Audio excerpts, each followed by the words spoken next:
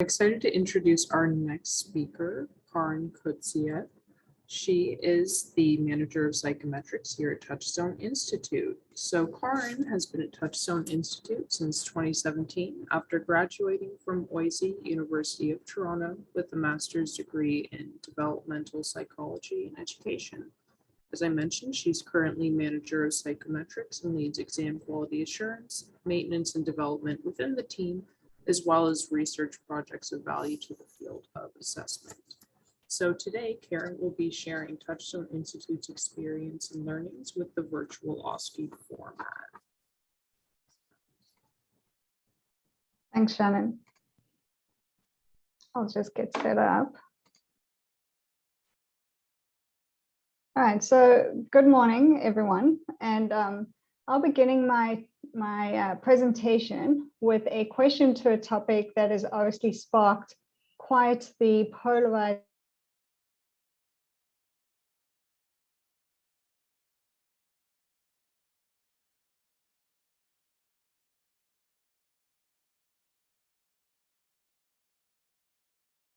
perspective of Panacea when delivery is simply not possible. So at this point, we're probably all tempted to restrict our thinking of an impossible in-person OSCE to that given or due to the restrictions imposed by the pandemic. But I do encourage you to think beyond this to other situations where this may perhaps be true. So for instance, if an examinee does not get a visa on time, as we've said quite a few times, there's financial implications to traveling, or even an administrator cannot secure an appropriate venue in time. But of course, I will be realistic and recognize that this virtual OSCE topic is definitely driven by the pandemic, and it really has catapulted the topic into many conversations and debates between those within the OSCE community who literally overnight faced an ironic situation where this measurement tool, which is typically seen as a gatekeeper for public protection, was now a barrier given the inability to assess our much needed health professionals. And so we were quickly forced to pay attention to the acclaimed flexibility of the OSCE tool and the potential to adapt our in-person versions to virtual delivery platforms. And so this is exactly what we did at Touchstone Institute with our IronCAP exam, which is used to assess our internationally educated nurses using two components. So our knowledge-based MCQ and our 12-station in-person OSCE. Pre-pandemic, we were administering this assessment to over 100 examinees per administration. And with the onset of the pandemic, this of course came to a screeching halt. And with no end in sight, we decided to transition both of these components to a virtual delivery at the beginning of 2021. So just to take you through some of the challenges that we faced and some of the ways in which we overcame these challenges. So first of all, in terms of the blueprint, of course, the in-person blueprint still had to be satisfied. And our in-person exam assesses a physical examination to allow examinees to be scored on the physical assessment component. We quickly recognized that the same construct could potentially be measured using a verbal physical assessment. So basically where our examinees would verbalize each and every step they would take and why. Second, in terms of technology, although we recognize that there were quite a few external vendors that offered platforms that allowed virtual simulation, what we found was none of these vendors really suited our processes and formats. And so it really would have been harder work to try and adapt our processes to these vendors, as opposed to developing our own custom-built dashboard, which we then integrated with Zoom. And this is the way we sort of showed the instructions and announcements and the timing to our examinees. Also for our in-person exam, we do have our examiners inputting their scores on tablets. So to allow them to continue to do this, we simply shipped our tablets out to our examiners. In terms of security, which is of course at the forefront of everybody's mind when we're talking about virtual assessment, we did the typical room scan, but of course in a lot of detail, looking for anybody in the background, any materials. And then we also introduced a fourth participant to our station, which was the proctor, which would look for any atypical behavior. And also the proctor was the one responsible for operating the dashboard. And then lastly, in terms of training, we made sure that we strive to maintain the same high level of training we typically implement with our examiners and standardized patients. We just simply moved this training onto virtual platforms for those groups. But most critically was our examinees. We wanted to make sure that the performance that we saw was truly related to the competence that we were assessing. And so we took the time to meet individually with each of our examinees prior to the exam to make sure they were comfortable with the technology we were asking them to use. They had the right technology and they were a bit familiar with how this virtual OSCE was going to happen. So just to give you an idea from behind the screen perspective of what this OSCE station would look like, as I mentioned, we had 4 participants there within within each station. So our examinee, examiner, standardized client, and the proctor.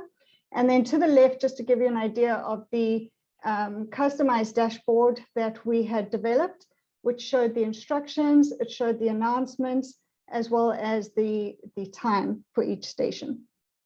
And like I said previously, this was controlled by the proctor. Of course, the most critical question on our minds was the defensibility of this virtual OSCE format from a psychometric perspective. So both overall as an exam format or measuring tool in and of itself, and in comparison to the in-person counterpart. So we used the data that was generated from the 2 virtual administrations that then did take place in February of 2021 and the second one in March 2021. And we conducted various investigations to make sure that this sort of psychometric question was answered. Just to give you an idea of what the data consisted of. So in total, we had 46 examinees complete the virtual OSCEs over February and March administrations. They each completed 10 scored OSCE cases. 4 of these cases were common between the 2 administrations. We had a total of 13 examiners that were employed to score our examinees, of which 10 were repeat examiners between these 2 administrations. Our examiners scored our examinees on the 14 in-person competencies using a 5-point rating scale. And we analyzed this data using your typical traditional statistics in SPSS software. And then we also did a many facets Roche measurement model using facets software. So to move into the results of these analyses and to give you sort of an indication of the psychometric analyses that we did conduct. So as I said, we were very, we really needed to see how this measurement tool or format worked as a measurement tool on its own. And so these results sort of sum that up. If we look at the table on the right, really comparing overall the performance of these 2 virtual administrations. So most critically there, the reliability, which was at the 0.8 and higher level for the internal consistency there. And then in terms of the overall, I guess, results of the many facets Roche measurement, that is sort of summarized in that white graph that we have over there. Most important to see on that screen or on that graph is the consistency between both our virtual 1 and virtual 2 administrations after accounting for all the other facets that were included in that model. And so really speaking to the repeatability, the consistency, the reliability of this format. Given that examiners play such an integral part in the overall quality and performance of an OSCE, it was really important to us that we looked at examiner scoring behavior in quite a lot of detail. And we adopted then 3 perspectives, or wanted to look at scoring behavior from 3 perspectives. So first of all, in terms of inter-rater reliability. So really, the degree to which each of these 13 examiners were able to consistently score to the same standard. So not too leniently, not too strictly. And so those results, which are summarized in the graph to the right, what we wanted to see was our 13 examiners sort of clustered together within a narrow error band of 0.5 around the mean, which was 0.00. And what we found was 11 out of 13 were clustered that way. We did have 2 that were slightly at the, I guess, lenient and a bit more stricter scoring points, but this is not uncommon, I guess, for a performance-based assessment. Then in terms of intra-rater reliability, so in other words, the degree to which each examiner themselves scored their allocated examinees consistently according to the tool that we had trained them to. And basically using this to score high performers high and low performers low. We implemented the facets generated input mean square statistic and the recommended range between 0.5 and 1.7. And we found that all 13 of our examiners fell within that band. So sufficient intra-rater reliability results there. And then in terms of consistency across the virtual administrations, we wanted to make sure that our 10 common examiners were scoring both administrations similarly.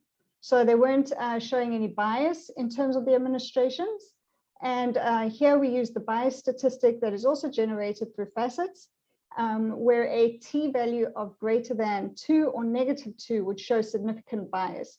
And the result of that is summed in the graph at the bottom, where we have the blue line being the first administration and the second green line being virtual 2, the second administration, and each point on that graph being one of the 10 common examiners, and none of them achieved results that went over that significant 2 scoring bias. So really results that speak to consistent scoring between the 2 administrations. Then in terms of the comparisons that we made between the 2 formats. So of course, to be defensible, we had to make sure that the virtual administration was the same exam as the one that we implemented in for the examinees when they took it in person.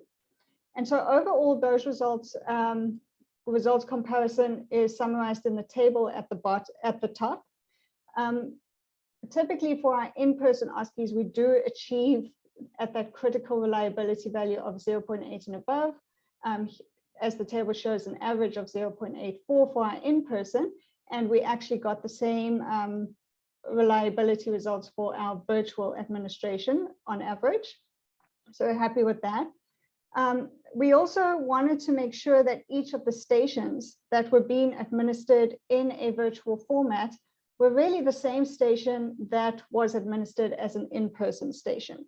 So what we did for this comparison is we took the in-person difficulty measurements of those stations and plotted it against the virtual difficulty estimates that were generated after the virtual administrations. And those are the results that you see in the graph at the bottom. We did implement an error line. So the amount of error that we're willing to tolerate is indicated by those dotted lines. So for these results, we saw that 10 out of our 16 stations remained stable. So in other words, we could say that they sufficiently represented the in-person version. We did, however, have 6 that fell outside those error bands. So 2 of which, so the gray dots that you see on your screen, showing basically the virtual stations that perform slightly more difficult than the in-person, and then the green ones showing those stations that performed slightly easier than the in-person. But what was interesting about the green dots, or these easier virtual stations, was that they were, all 4 of these actually assess the examinees using the verbal physical assessment. So really this result prompting further investigation into whether or not the verbal physical truly is an easier administration than the in-person physical examination. So really then coming back to the overall question. So is the virtual OSCE format the in-person panacea? From a psychometric perspective, we are confident that it is. And so really these results have motivated us to continue with this form of delivery in the future. Our next delivery will be in June. We will also attempt to scale up on the number of examinees. And so really time will tell. A caveat to all of this data and this results really is that when we do that, that data will need to undergo the same scrutiny as this data was, undergo the same investigations to supplement these results and really generalize what we are saying across the board. And so short and sweet, hopefully. I'll take any questions if you do have. Okay, thank you, Karin. That was awesome. Just bear with me here while I open up the question box. So how long did it take to develop the dashboard? So it was a pretty quick turnaround time. I don't know exactly the number of months, but you know, if we started this, when we had made the decision sort of the summer, I would say, we had then had the previous maybe summer, we had started thinking, working towards this. Exact timeline, I don't know, but it was a quick turnaround. Okay, so out of all the candidates that we've tested so far, what is the % of retest of one station or more due to any participant issues? And do you retest the same day? Sorry, can you repeat that question? Sorry, and I did have a little bit extra at the end. So out of all the candidates we've tested this far, what is the % of retests of one station or more due to any participant issues? Do you retest the same day? And the same question and station. What does that mean compared to in-person equivalent from your perspective? Yeah, we did not retest the same day. The only retesting we had done was between the two administrations. We had then, you know, we've moved to this in-person sort of safe OSCE from February and March, and hoping then in June to sort of replicate these results with our other stations. Of course, you know, security of content is at the forefront of everybody's mind. So, you know, one of the ways that we wish to mitigate this is making sure that we're redoing different stations all the time too. And so, you know, the replication of that data and those results will speak to, I guess, the past February and March. But in terms of retesting at that point, we didn't retest. Okay, so this is a bit longer of a question, so bear with me. Years ago, OSCEs gained popularity and acceptance over oral exams because of the belief that doing a skill was not the same as describing a skill. How do we reconcile this with a verbal and virtual OSCE? Have we been doing it wrong all these years? And are you concerned about the 4 physical assessment stations that are outliers? Yeah, so I mean, good question. Like you say, you know, we transitioned to the performance-based for a reason over and above the oral. Our in-person blueprint, the way that we do assess our physical assessment, has very close alignment to what verbalizing of that construct actually is. So for instance, we are ready for this specific exam, testing examinees in terms of the degree to which they indicate their physical examination. And so for that reason, we felt the verbal physical was very closely aligned. With other exams where the physical examination is more, I guess, hands-on approach, and the assessment is really how they do the skill, it may be a completely different argument and perhaps not defensible the way that we found it was with the iron cap. In terms of those outliers, we do need more data to support that. We're not concerned at this point in time. We will move forward and actually have been conducting the verbal physical in a safe OSCE in-person environment too. So confident that for this test, it is sufficient, but for other tests that would have to be a question. Okay, so do you see the virtual OSCE becoming the norm in the future, given the fidelity and reliability of this, and in-person OSCEs possibly becoming a thing of the past?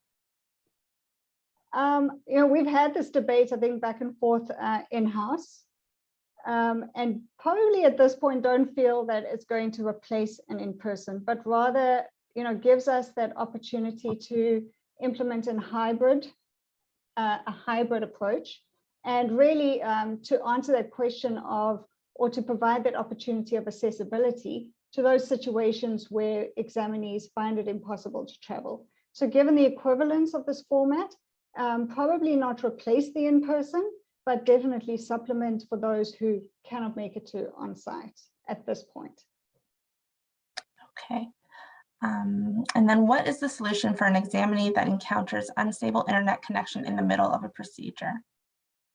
So we do have sort of those on the fly or methods to account for that. So we would, of course, pull them off of the assessment, take them into a separate room. We have people on phones who can phone them and make sure everything is okay or what is happening. We have actually encountered this experience where we've had to perhaps pull them off of the assessment and put them into a different assessment at a later date, or put them into the March administration because the February didn't.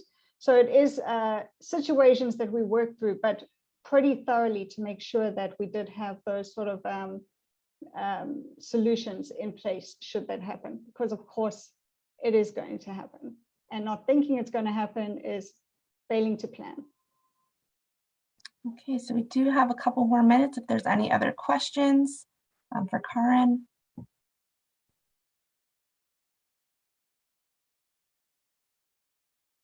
Okay, I think that's it. And Karin, I did want to say thanks for highlighting the dashboard. Me personally, I work in the learning programs, and we have repurposed that dashboard very successfully and been able to deliver simulated encounters with our IEHP. So that's really great to highlight as well. And I'll pass it back over to Shannon. Thank you, Jess. And thank you, Karin, very much for your presentation. Hopefully with your findings, we'll be